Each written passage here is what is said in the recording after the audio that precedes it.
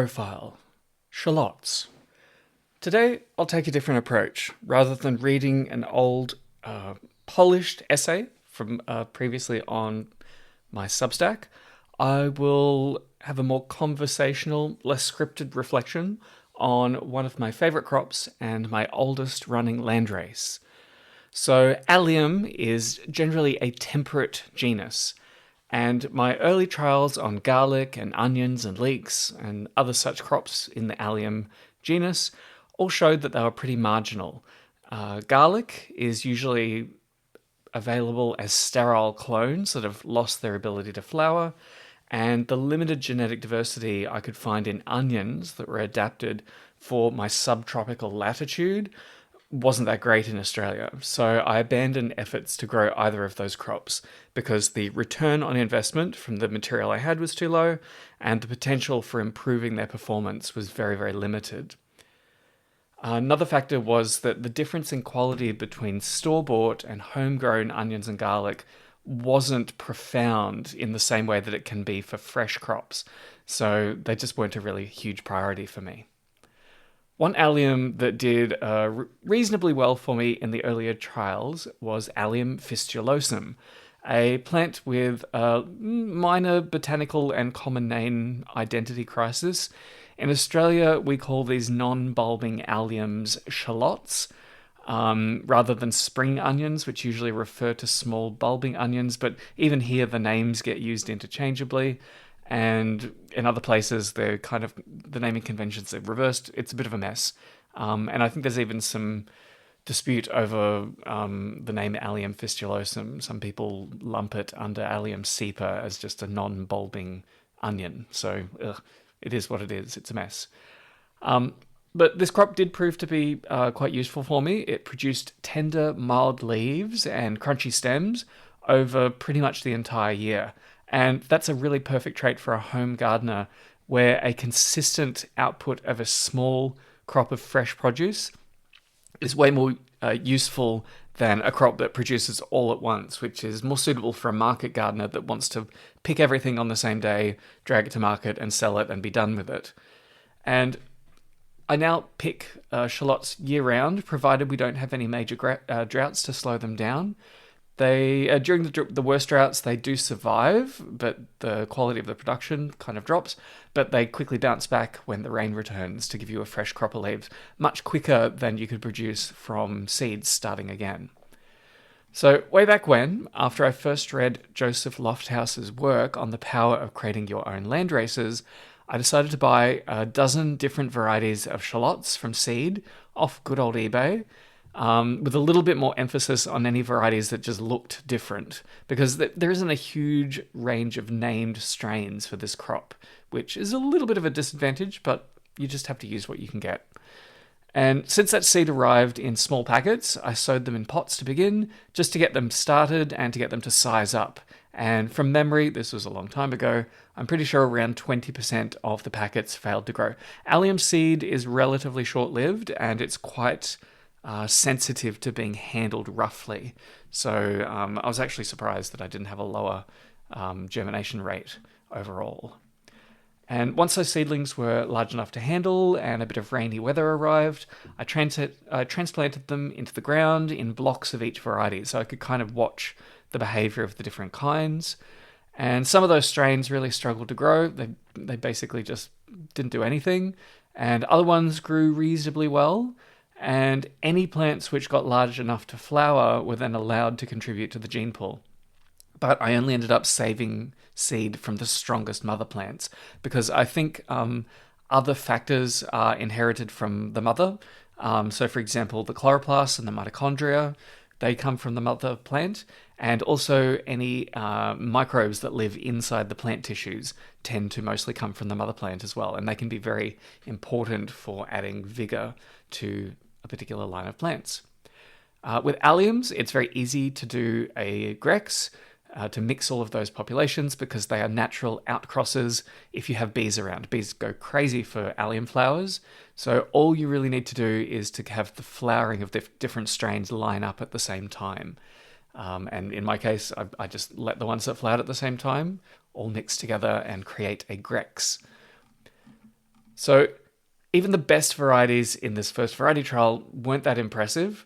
The plants were relatively small and spindly, growing mostly on unimproved soil without much irrigation. So, and I couldn't even harvest because I wanted to let the plants put all of their limited growth into the seed. And the next year, I sowed out that Grex and began to apply a steady selective pressure. So the first kind of selective pressure, after I sowed heavily, was to thin out the less vigorous seedlings. And as a bonus, this gave an early crop that I could use in the kitchen. And I found the best strategy was to thin out the medium-sized seedlings first, and then go back later when the smallest seedlings had sized up enough to be worth picking. This left the largest seedlings to grow to their full potential and to flower and contribute to the next year's population. And this first year showed a little bit of diversity, but nothing remarkable. But I let anything that flowered in that main pulse contribute to the next year's seed.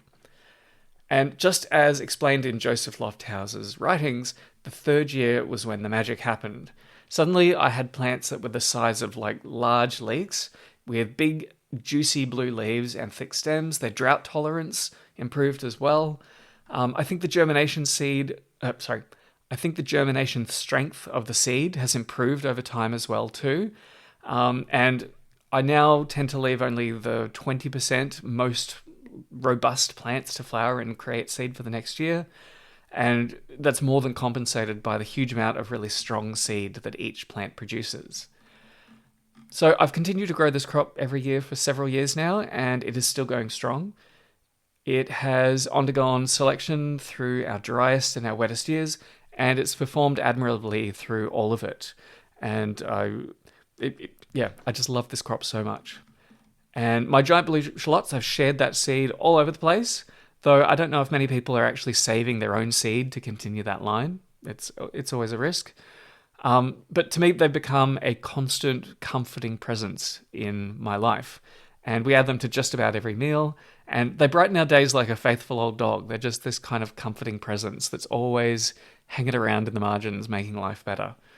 So this is one aspect of developing your own landrace crop, which I think gets overlooked the most. You develop this intense connection with the particular crops that you have developed, and it ties you to your particular little patch of land. I'm sure if I took my shallots to a completely different microclimate and soil, they'd do okay, but there'd be an opportunity to go through the process again to mix them up with wider genetics. I mean, my ideal future would be where everyone has their own little local patch of landrace crops of any particular crop they want to grow that's been created by other people's landraces that they source from all over the place. And anytime you move to a new location, you kind of go through a similar process of starting again, mixing everything up, and then allowing it to settle into its new surroundings. It's also worth pointing out that the first few years of time and energy invested into developing a landrace crop, it can feel like a big ask. You have to plant a whole bunch of different varieties, so you spend a lot on seeds. You expect many of them to perform poorly. Even in the second year, you often only achieve average results. But once you get past that initial set of hurdles, you can end up with a variety that performs to its absolute potential. And this is especially true if you are breeding to lower the demand of your crop for inputs. So many backyard growers go for the really short-term payoff. They'll take any old seed and they'll pour unlimited amounts of irrigation, fertilizer, and pest control into it to kind of force a bumper yield out of it. Landrace crop breeding is a harder road in the beginning, but in the long run, you set yourself up to save all of that time and cost managing inputs forever. So I barely fertilize my shallots. I never water them. No pest control, though it's not a particularly pest-prone crop, but it can make a big difference for other crops to go through this process of finding that pest-resistant genetics for your situation. So hopefully hearing stories like this one will help convince you to have a try at creating your own landrace crops in the future. The Zero Input Agriculture podcast is a solo passion project built with my ample time and meagre resources.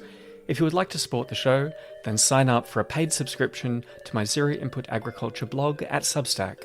As a reward, you can read all my past posts and listen to the audiobook of Taming the Apocalypse. If you prefer reading about the past and future of biological technology, you can read the ebook of Taming the Apocalypse through Amazon. And finally, please rate and review the show on whatever podcast app you use, since it helps other people find me. Or recommend the show directly to anyone who could use some inspiration to become a plant breeder themselves.